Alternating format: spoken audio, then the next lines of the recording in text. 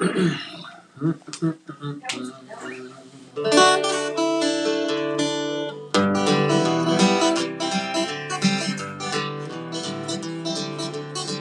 is a dog, he ain't too bright. Me and Rascal were sitting on the couch last night. My woman come in and she started to cry. She looked at us with such terror in her eye. She said, I have raised these children for 18 years, and now they're growing up and moving out of here, and my big reward for all that I've been through is this dog as dumb as mud. And you, yippee-yahoo. Rascal looked at me in disbelief. He said, she can't be talking about you and me. She has got us to spend the rest of her whole life with. Would you please tell her how incredibly lucky she is? And I said, who don't love you any better than this will wake you up every morning with big wet kisses. When we hear the police sirens in the neighborhood, we throw our heads up in the air and we howl for you. Ow! It's a wild night at the library, and that's cool. You gotta admit, that's pretty cool.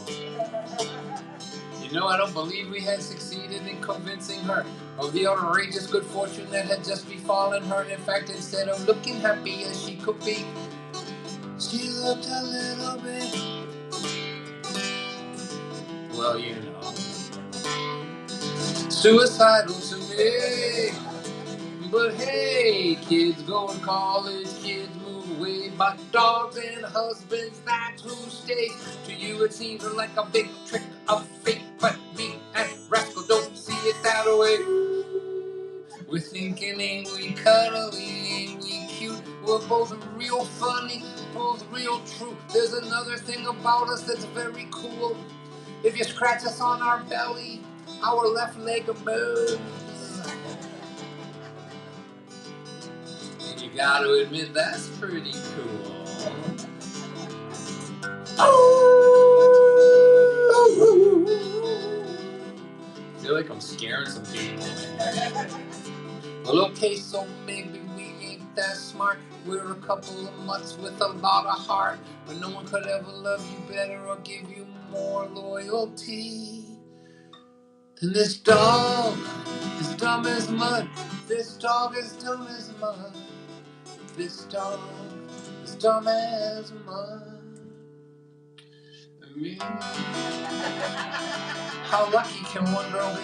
She's got a dog like you and a man like me. We'll be together well into this next century. Put that knife down, baby.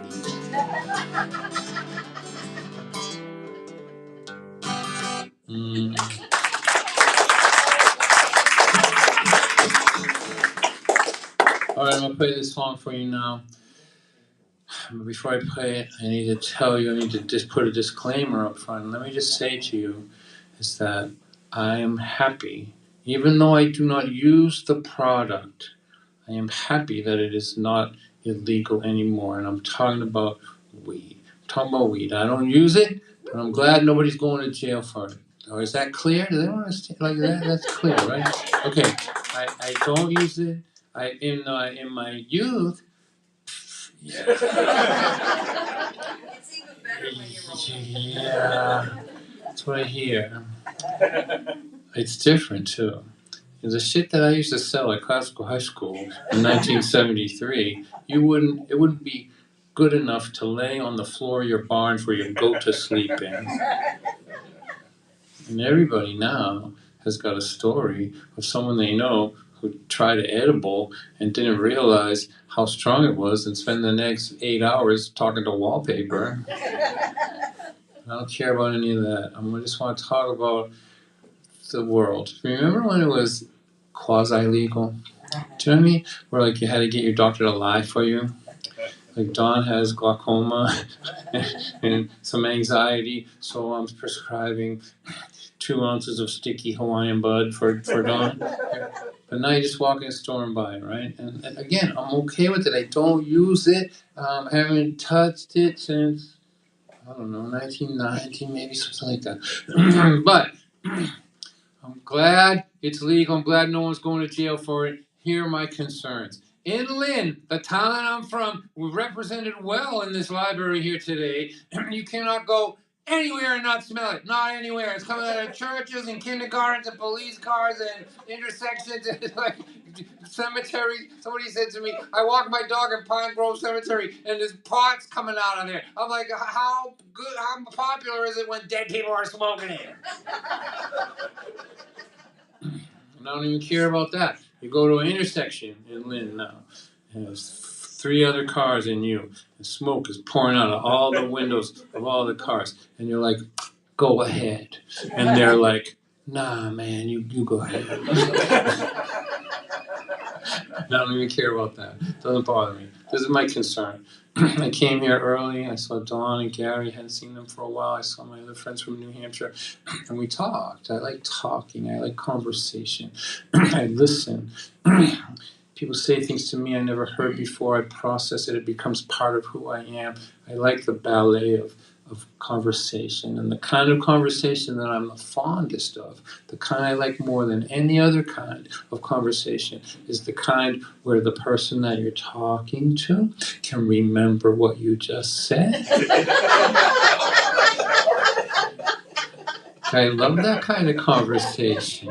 I'm a huge fan. And so those of us that like focused conversation, we're going to have to go underground. That's my theory. We're going to have speakeasies. We'll call them Speak Coherently Easies. Knock on the door of the speakeasy. When the guy slides the thing open, you don't say like Joe sent me. You have to recite a little Shakespeare just to show that you have your shit together, right? All right, you may come in. A rose by any other name, come in. So, anyway, here's a song. It makes stoners mad at me, which is hilarious. Like, what does an angry stoner look like? I don't know. Right. I sat around with a bunch of stoners. I listened to them talk all night long. They were sure that their conversation was deep with meaning. They were wrong, 'cause when you smoke it, it makes you stupid. I thought you knew it, but I was wrong. We're not having a conversation. We're doing nothing at all. So we're gonna have a sing-along now at the library, right? I'm gonna say the line and then you sing it. It'll be like Pete Seeger was here, okay? Because when you smoke it, it makes you stupid. It makes you stupid. I thought you knew it. I thought you knew, but I was wrong. We're not having a conversation. This isn't nothing. Nothing at all. My friend Harry lit up a fatty to celebrate my brand new job. I watched his brain float out of my window. I was still talking, but he was gone. When you smoke it makes you stupid, it makes you stupid. I thought you knew it, but I was wrong. We're not having a conversation. This is nothing at all. Alright, so it's I guess it would be 1977. I'm 19 years old. Down my friend's mother's basement. They're away for the weekend. All my friends are there. There's a lot of smoke. And I can see through the haze my best friend. I could tell by the look on his face that he just had a thought so deep, so profound, so meaningful, that he knows that when he speaks this wisdom, if I am wise enough to take the knowledge in this wisdom and apply that knowledge to my life, that it will change forever the entire trajectory of my existence. All right, so I need to get into character for this. So let me droop my eyes a little bit. And Now I gotta slow the song down to stoner speed. Still too fast, isn't it? Here, wait a second. There you go. Right, here it comes. Pay attention. What if our whole life was just a dream, man?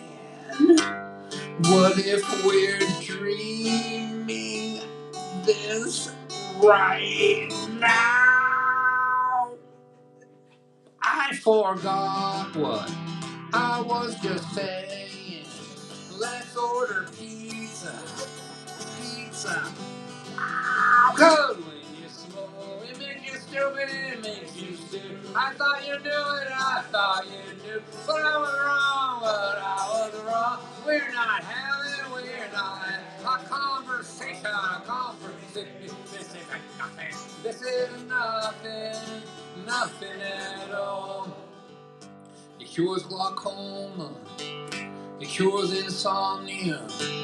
Some people say that it is a cancer cure, but it does not cure incoherent conversation, that's for sure. Bam! Let's order pizza! Alright.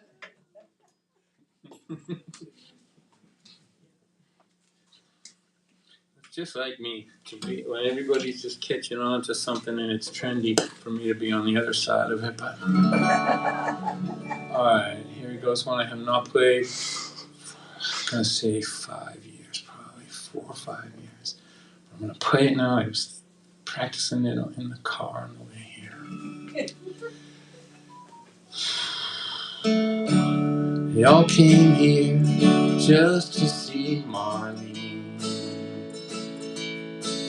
No more doctors, no more treatments now, just friends and family. When she walks into the backyard, you can see it on her face. Marlene is where the hospice people call the sacred place. Marlene can see the light that shines out from the other side. That light is all around her now. That light is in her eyes. It flies off of her fingers as she dances with her son. And it splashes on the faces of these people that she loves. They circle her as music starts to play. She is dancing like an angel to a song by Marvin Gaye. Marlene is not quite here. Marlene is not quite gone. She's dancing somewhere between this yard and the great big blue beyond. Marlene can see the light that shines out from the other side. That light is all around her now. That light is in her eyes. It flies off of her fingers as she dances with her son.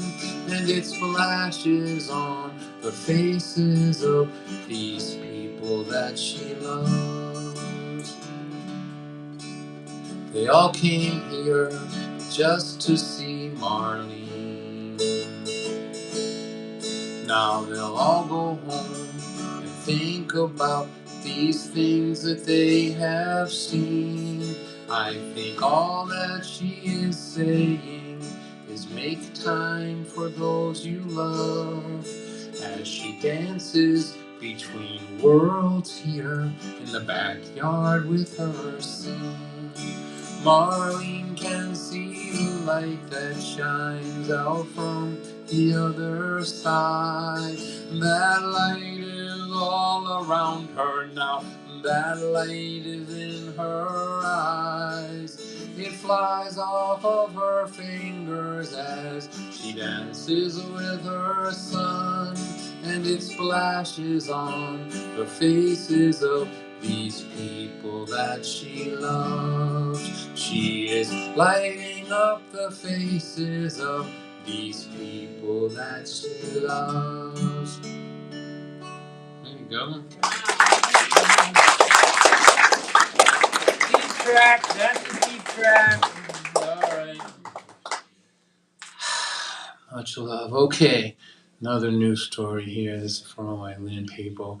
I'm not sure you're going to like it, but you're going to know it's real. You're going to know that.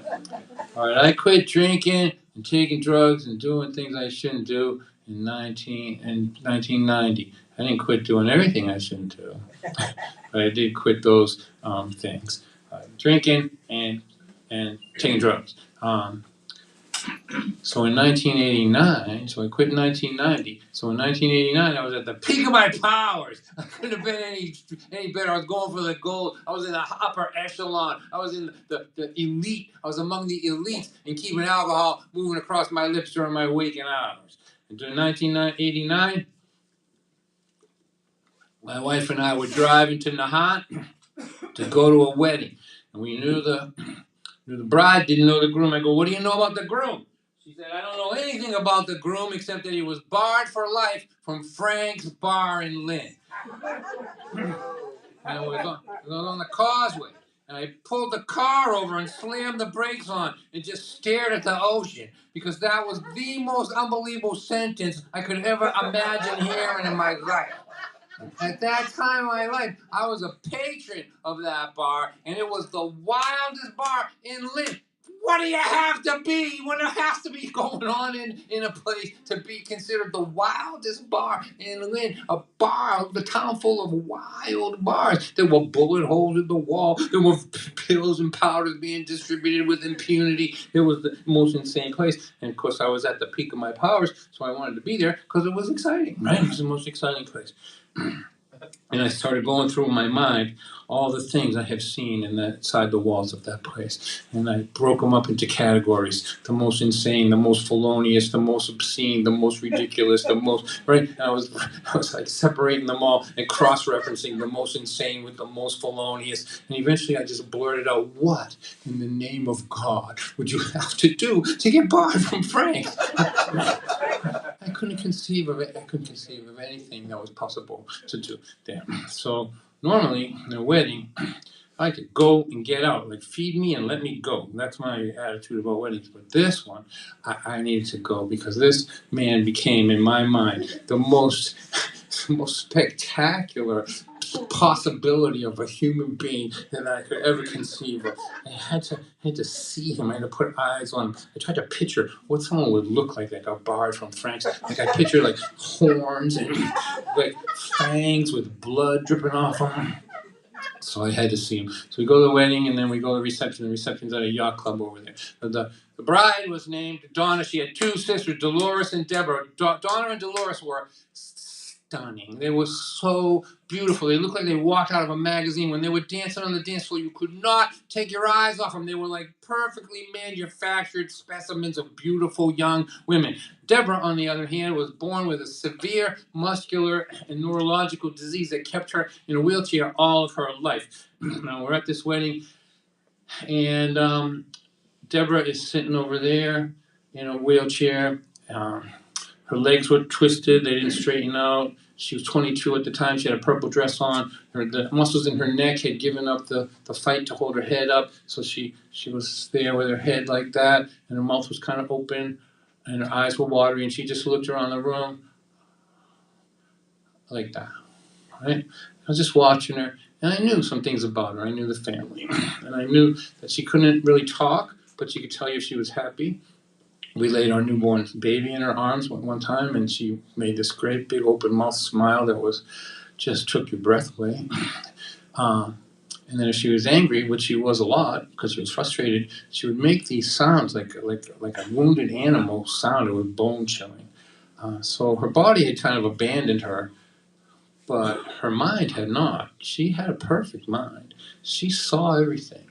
And she saw her beautiful sisters mark every one of the key points to going from being a little girl to being a young woman. First date, first prom, limousine come in to pick you up, putting a dress on, standing in the mirror, twirling. Now she's at her sister's wedding. She's like so spectacular looking in this white dress with her shoes kicked off, dancing there.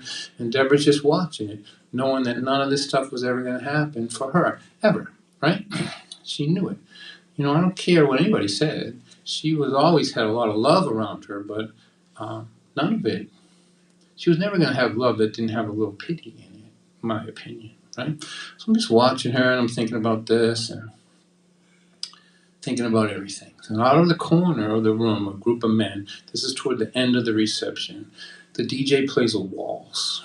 It's like Engelbert Humperdinck song, a waltz like 1, 2, 3, 1, like that. And people are getting ready to go, but they're all still there. And he walks across the dance floor right in front of us, and he didn't have horns and fangs. He was handsome. He was clean-shaven and tuxedoed and maybe the best-looking guy in the whole place. And he walks right in front of us, and he goes over to Deborah, and he puts his hands underneath her arms, and he pulls her out of the wheelchair and takes her onto the dance floor and starts to dance with her. And her legs never straightened out. They were curled up. She wasn't this tall from bottom to top because she was, twisted like that. So he brings her on the dance floor, and she's got her head right here, and he keeps his back to us like this, right? So all we see is her head. And because her head is up against his head, it's not bent like that, it's straight. And because her chin is on his shoulder, her mouth isn't open like that, it's closed. And you just had to squint your eyes just a little bit. Picture her as 22 years old, perfectly healthy, long legs, dancing with the most handsome man in the building. And it was her 4 minutes in her whole life. This is what she had in her life, the length of the song, where she was the belle of the ball. She was the queen of the prom. She was dancing with the king of the prom. She was, in our minds, and I expect in her mind, the most beautiful woman in the world for these 4 minutes. And I'm watching this and we're all gobsmacked. We know what we're watching. And my mind starts going everywhere. I start thinking about all kinds of things. First of all, right next to us is a table full of the nicest people you would ever meet in your life. People who dedicate their lives to taking care of the weakest people in the world. Social workers, teachers who just dedicate their lives to making sure that one kid every year gets a break. Clergy, the kind of clergy who make it hard for old cynics like me to deny the fact that if you go into that business for the right reasons, it's one of the most noble things you can do in this world, to feed the hungry, to comfort the sick, all that. And there they were, the most beautiful people you could imagine right there, and who would do anything. If you said to them, Deborah needs a wheelchair, we need 20 grand, they would have each one of them wrote the check out, even if it meant missing a house payment, right? But all of them had learned the lesson. The lesson that you teach a kid, the lesson that we all who function in this world learn. Think before you act, right? And they thought, maybe I should give her one dance in her life. But what if I hurt her? She's so fragile. What if I get her on the dance floor and she makes that unbelievable wounded animal noise while I have her out there? And they all decided not to do it. This woman had one 4-minute episode of being the most beautiful person in the world because there was a person there that was reckless. He was reckless. At Frank's at that time, everybody was impulsive. See the money, take the money, don't think about it. See the ignition with the key in it, steal the car, crash the car, don't think about it. That was the nature of the people who hung around there. And he was an example of that. And so I'm not saying it's good. If you live with somebody who is criminally impulsive, your life is a mess. It's chaos. You're getting phone calls from car accidents and police stations and emergency rooms, and this guy's going to kill tell me I owe him money. You can't live that way. So I'm not saying this is a good thing. If you looked at a pie chart of this guy's life, it would be one sliver at this thing of good with this dance, and the rest of it would be a mess. And if you took Deborah and I and sat us in a chair and said, do you want a life of chaos? We would say, no, we do not, absolutely do not want a life full of chaos. But we would also say the only thing we don't want more than a life full of chaos is a life with no miracles in it. So I'm thinking about this, and I'm watching this, knowing what it means. Like, she didn't live another year. This was it for her. She didn't live to be 23. So this was her moment, and we're watching this, and I'm watching it, and I'm thinking about all of this stuff, right?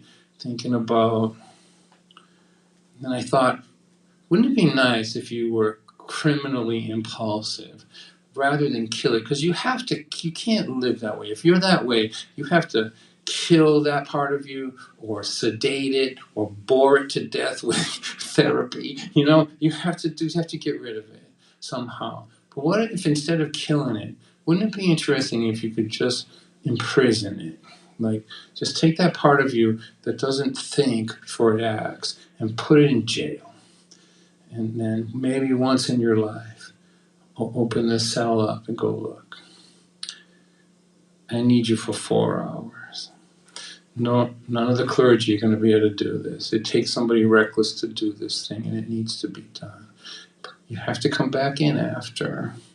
Everybody knows what happens when you're allowed to run free. And I'm just having these thoughts, right? So you open up the door, get the miracle, put them back in. I'm just thinking that. I'm just thinking and watching this girl, have the only real moment of her life where everybody is talking about how beautiful she is. And then there's one chorus left to the song, and he walks over before the chorus starts, and he places her back in her wheelchair, and he kisses her on the forehead.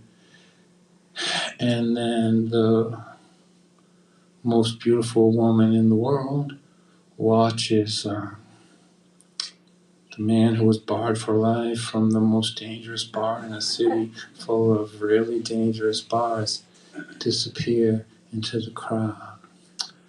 I had the last waltz with you.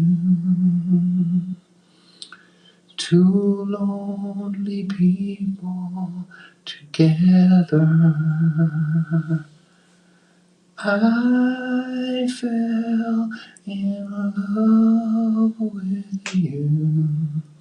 The last waltz should last forever.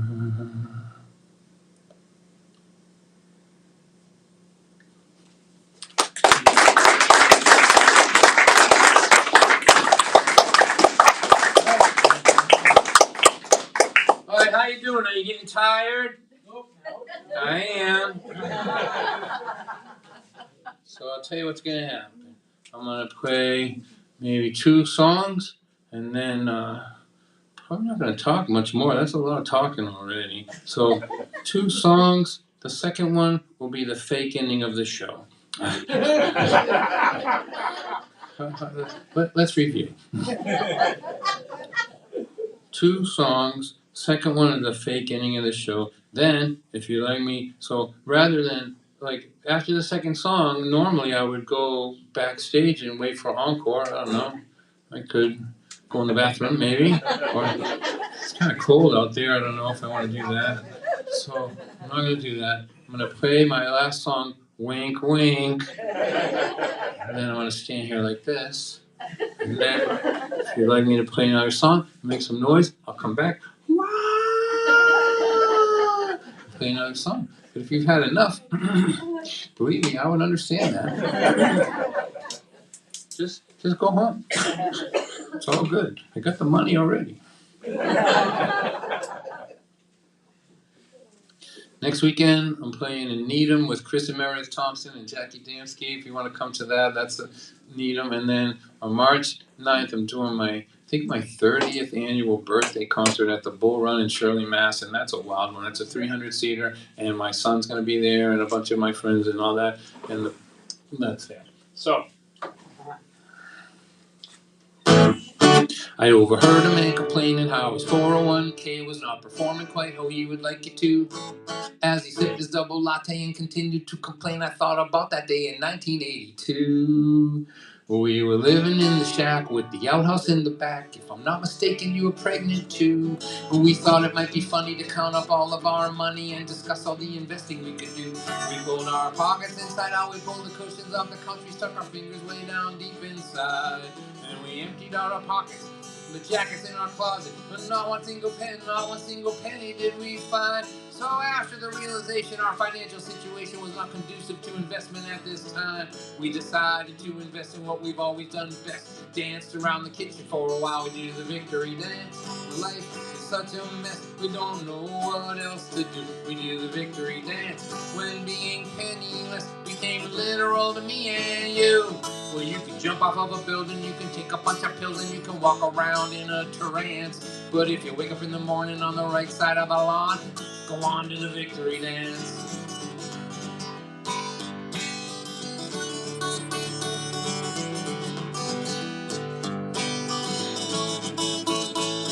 I got fired from a job I have been working at for 20 years faithfully. Oh dear, oh God, my, how will I ever survive without a corporation taking care of me? I was so stressed out for weeks I couldn't eat, I couldn't sleep, I didn't think that things would ever turn my way. And then a couple months went by, I began to realize, man, I really hated working at that place. So I started working for myself, improve my mental health. Now I'm happier than I've ever been before. Oh dear, oh my, oh God, I should have quit that stupid job 19 years ago. I do the victory dance when my life forces me to go out on my own. And then I just declare a victory, and I march my army home. There are things you can't control, things you'll never know. Some things are always left to chance. If you're a clerk, you're a farmer, work from home in your pajamas. Do the victory dance. When your life forces you out on your own, just declare victory, and then march your army home. There are things you can't control, things you never know. Some things are always left to chance. But if you wake up in the morning on the right side of the lawn, if you're a clerk or you're a farmer, work from home in your pajamas. If your health is getting worse, but you can still flirt with the nurse. If you lose your money, but you still got your honey. If you lose your honey, but you still got some money. If you find it hard to cope because kids are all on dope, don't surrender yet. Try not to forget in this game of life we're in. In this game of life we're in. In this game of life that we are in. If you don't die, you win.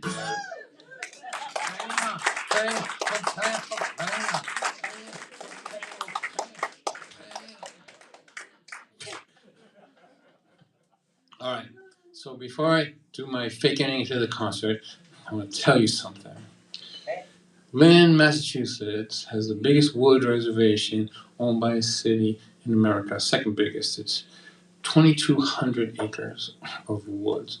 If you look at a photograph of Lynn, it's 1/3 woods. And that woods has been under siege by every corrupt person since the day I was born. Every problem that the city had, they wanted to solve it by selling off a hunk of the woods. And I have been fighting since 1972 to protect Lynn Woods from development. And I want to tell you, it was a fight. Every year there was a new proposal. Let's put a school up there. Let's sell off a hunk of land up by Linfield. That's really not Lynn Woods. Let's expand the golf course 18 holes. And we fought, and we fought, and we fought, and we fought. Like 10 of us. And then we created, the group of people created the Friends of Lynn Woods, and they fought, and we hired lawyers, and we threatened politicians, and we did everything. And it was the most David and Goliath battle you could ever imagine. And 1 month ago, the state of Massachusetts, in conjunction with a group called Essex County Greenbelt, officially protected Linwoods from development for eternity.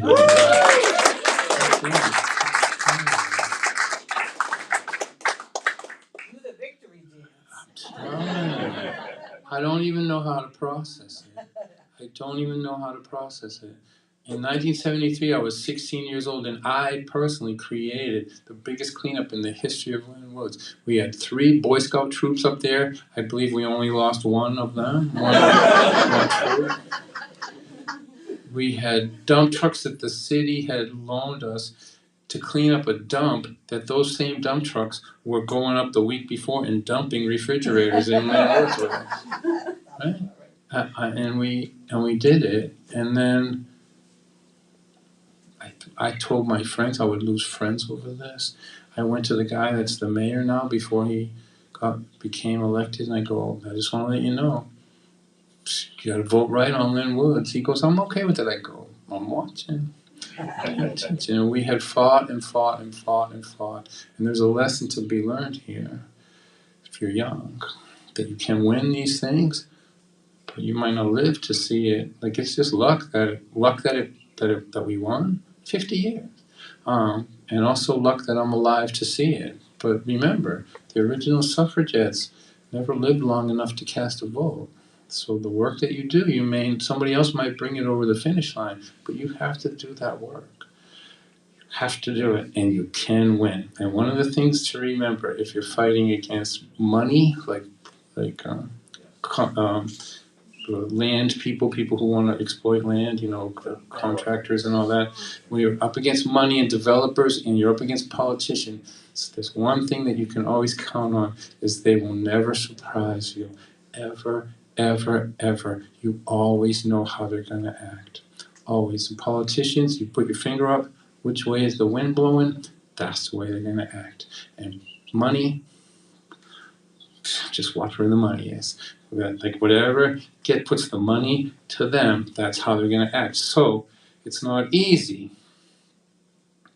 but it's nice to have a predictable opponent. That's my thoughts now after 50 years. Now, just want to say this one more thing here. I don't know if you remember this. Gary, you remember this, and some of you guys. In 1972, they were going to put Route 95 right through the middle of Linwoods. It was called the Southeast Corridor Expansion, and it was going to go right through a bunch of neighborhoods down south, right through Boston, and 8 lanes right through the middle of Linwoods. And that was a done deal. They had the money from the federal government, they had passed the legislation to do it, and they were already building the roads. They had already taken, how many houses did they take down there on Winnipecket Avenue and Boston Street? All those houses they took by eminent domain. That thing was going through. And the Governor Sargent, a Republican, vetoed the thing after they were already building the road. And he saved the Blue Hills Reservation and Linwoods and those neighborhoods down there. And I started thinking about this. If he didn't do that, there would have been nothing to fight for. We won all those other fights because they were local. We had a chance. We could go to the bar where the politicians were and talk to them. We could threaten them to vote them out. We could do something. But we couldn't beat the highway. The governor did it. And I went back and listened to his speech from back then, and he did it for the right reasons. He wanted a green belt. He wanted a walkable city. He didn't like the idea of highways going through the middle of neighborhoods. And it was just amazing. So I thought to myself, this thing only happened because that guy did this. Does he have any kids? And it turns out he does have a kid, and he lives here in Massachusetts, and I called him. I called him up, and I go, I just want to tell you that your dad made this possible 50 years later, and he was so happy. He goes, can you write me something? And so I can show my kids and his grandchildren how a decision that you make when you're going up against all the money in the world, that he was going up against contractors that were already put the money in the bank, really, can affect a community 50 years later and save something. All 3 of our reservoirs are up there. Do you know what I mean? This is an important part of our water supply and all that. So just want to say that's where we're at here.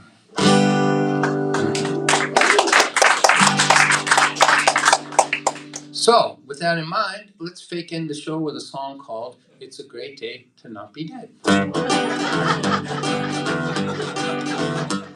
Out on the highway, I was cruising along. I decided to put my seatbelt on. A minute later, baby, what do you believe? A Big Mac truck crashed into me. I told the policeman that I was okay. He said your seatbelt saved your life today. The ambulance driver, the EMTs, they all started singing this song to me. They said it's a great day to not be dead. Shoo you out, shoo out, shoo out. You have to picture the EMTs like this. Wow.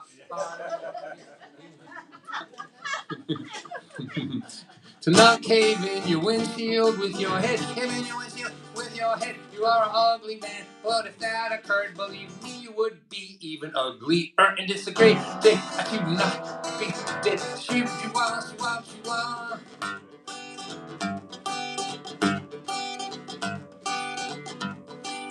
This is a long time ago. Tell me if you remember this.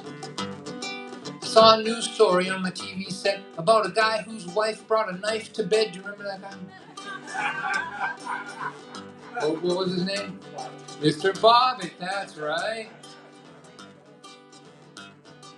1 hour later, as the story goes, a part of his anatomy was laying by the road.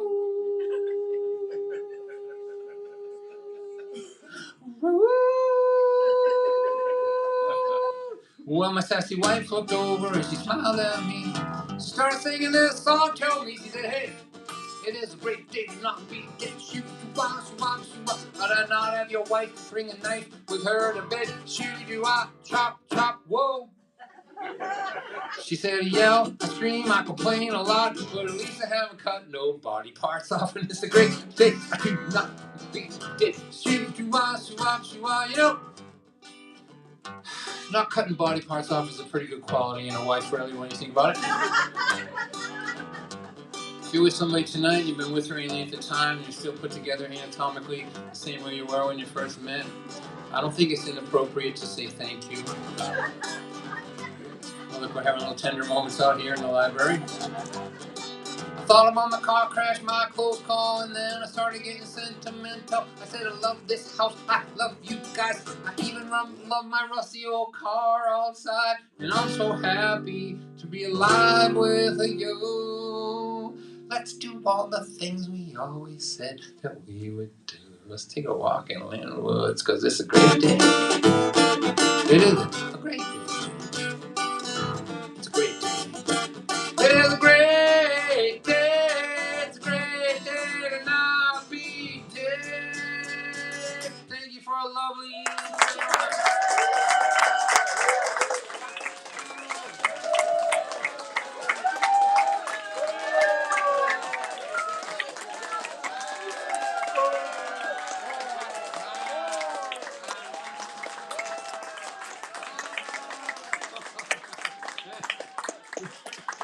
What a surprise! All right. Thank you for. I feel so lucky and blessed to be having done this also in my adult life, and I'm just happy to still be able to do it and to be close to home tonight. So it's a new song. I don't know what to do with new songs anymore. You don't know how to make money on them. It's hard. Nobody buys CDs, right? You can't get your money back from that. And so what I've been doing lately is saying, take your phone out and film it. You can have it. I'll give it to you. You paid money to come. You can just have it. Okay? Now, I've been doing this for a few months now, and I was in the show in Swampscott at Reach Arts down there, and my nephew was there, and he came up to me after I did this, and I said, just take your phone out and film it. And he said to me, Don, if I could have filmed your audience trying to figure out how to use their phone, he goes, it would have went viral. It would have went totally viral. And so I've probably done this 10 or 15 times, but I don't think there's an actual video of it out there. There's like, you can hear it in the background when somebody's looking at their own face in it or something like that. There's a video of that. But if you can figure it out, I'll give it to you. It's yours. It's called That's What Makes You Beautiful. It's a song for everybody who grew up in a home where the people who raised you were not capable of showing you the love that you deserve. No judgment. I don't care what the reason was. If they were they didn't show you enough kindness, but you found it on your own, right? You figured out how to be kind even though you weren't shown kindness. So I want you to know that I appreciate that. I know that you did something miraculous because you had to find that inside of yourself. So this is a little wordy. You're probably going to use up all the battery on your phone there. But I've been hanging around poets and storytellers, so you'll have to forgive me. So that's what makes you beautiful. And thank you for coming out. And I hope you have good health and take care of yourself. There's not a bunch of people younger than you coming up after you to fill in the seats. So do what your doctor says.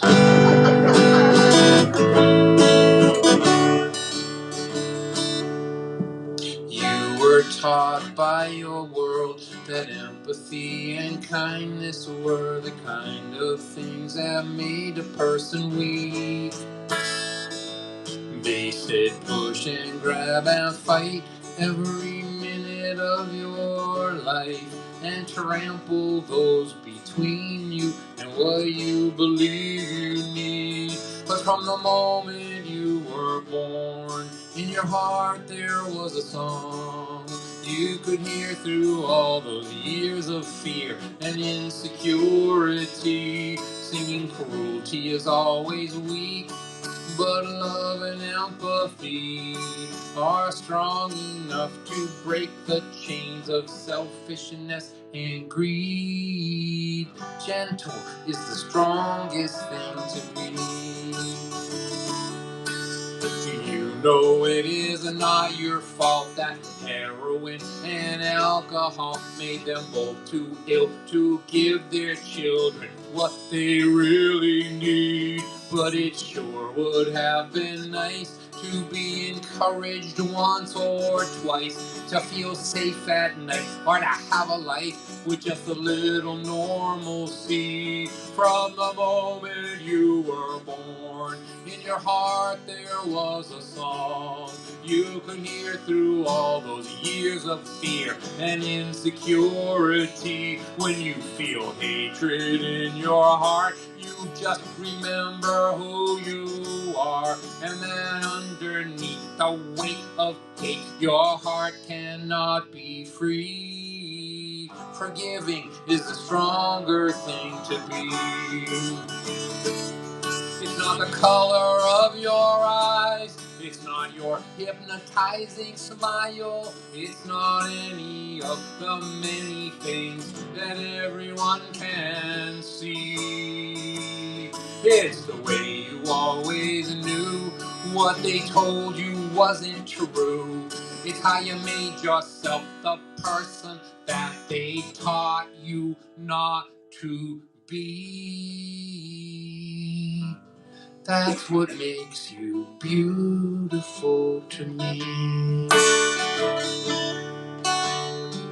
A young man's eyes see beauty in what is on the surface, and not within. He will walk past what is beautiful to be near the thing that shines. But these old man's eyes see beauty in the story, in the journey. They have seen too much to be fooled by what attracts a young man's eyes. From the moment you were born, in your heart there was a song you could hear through all those years of fear and insecurity. There was nothing that this world could do to crush the love inside of you. Under neglect, abuse, and selfishness, you were caring, kind, and generous. It is the lonely road that brought you here. It's how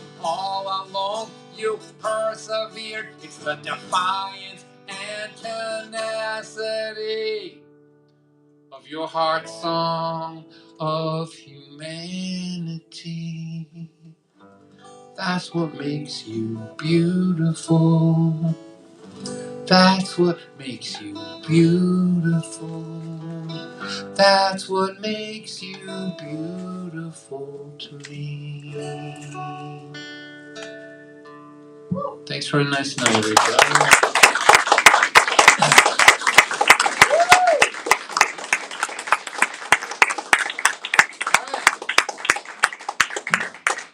Folks, thanks very much for coming. Appreciate it. There's still some cake left. You want to take some home? Be my guest. If you could take the chairs and put them back there, it'd be a big help. Don, thank you very much. You're welcome. And let's hear it for Art, who does all this work here. Thank you. And the friend of the library. There we go.